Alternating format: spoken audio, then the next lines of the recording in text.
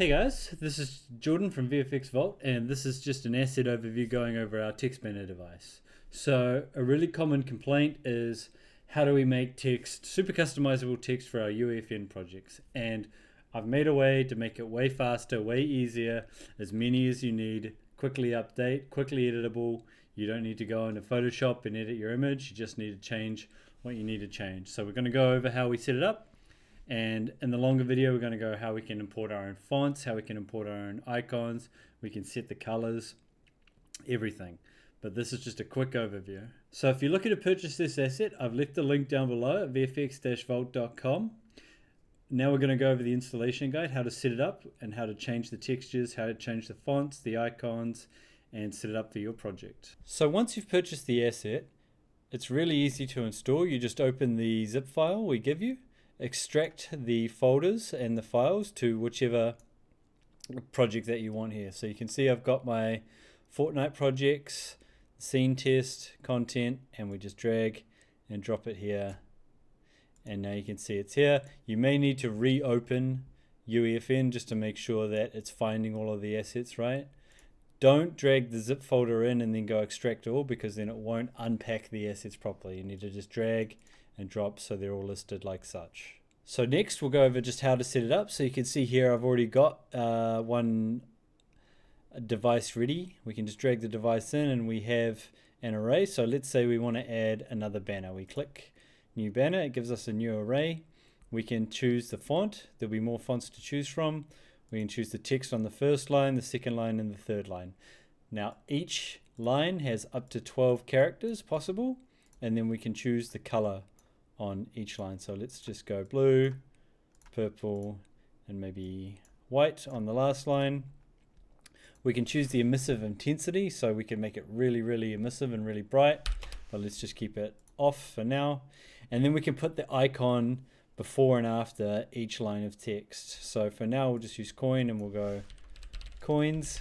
We can put a space at the start and the end just to give the icons a bit more space, because it'll put the icons after the text and before the text.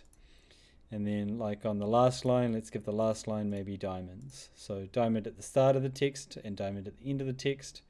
We can choose whether it faces the camera or on a axis, so it just rotates around an axis, or it faces the camera on all axes, and whether or not it hovers. So we'll make this one not hover, so we can turn off hovering. If we do have hovering enabled, you can choose the height and the speed. And if we just stop our game, we need to set the transform as well. So this is where it is in the world.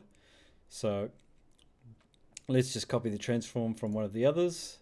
We'll copy the transform from one of our previous ones. We'll just paste it in here, and we'll go say maybe 2,000 units or 3,000 units. That'll be fine. And now that we've updated the array, the text banner that we want, we press start. We come back and load into UEFN.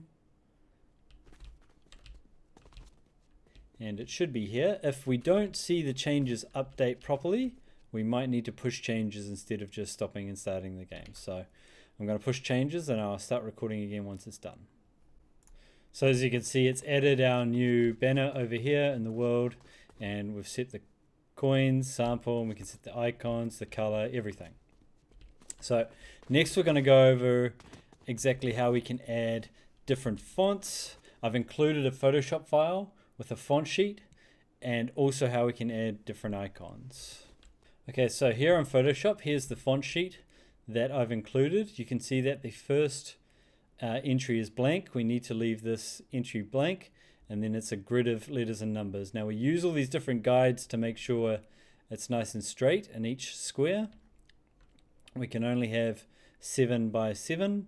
We can change these around if we want, but just keep in mind, if you want to change the font, just obviously select we can select all the layers here. We can change the font to something else, but just keep in mind that if you do change the font, you might need to realign some of the letters because of the different font sizes, everything like that. Now once we've changed to a different font, let's pick one, maybe just the Burbank. for now. Now we're going to have to go through obviously and rearrange all the letters and line them up all on all the lines, but I'm not going to do that in this tutorial, otherwise it'll take forever.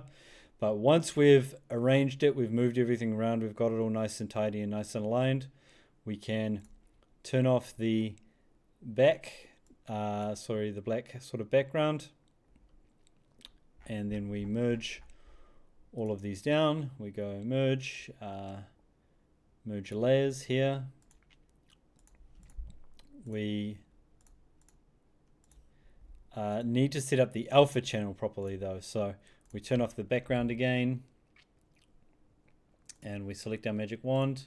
So we're selecting the outline of all of our characters. We come over to channels, we click the alpha, we click Alt Delete to fill it in so it's white and then black on our letters. We can click Control D to deselect, and then we go Control I to invert our selection. So now we have a nice alpha channel, the alpha channel that we need, where it's black on the background and white with the outlines of our letters.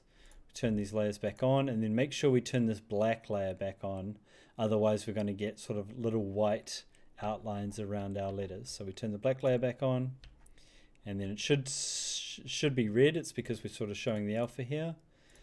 And we go File, Save As, and we go Save as a Targa. Save as a copy. Save as, Targa, and we'll just call this Font Sheet 04. Perfect. And then we can import that, wherever we save it, we can import that back into UEFN. So I've dragged and dropped my Font Sheet 04 in. We'll change it to, I think it was called Burbank, so we go Font Sheet Burbank. We open up the texture, double click on it, and we need to change a few things. So first off, we change the texture group to UI, and then if we don't want it to MIP and go like super fuzzy when we load the level in, we change the downscale to 1. So this will cause it to never MIP, but keep in mind we don't want to do this for every texture. We just do it for text textures because it's really important to sort of keep it nice and concise and keep it really nice and high quality. So we save that.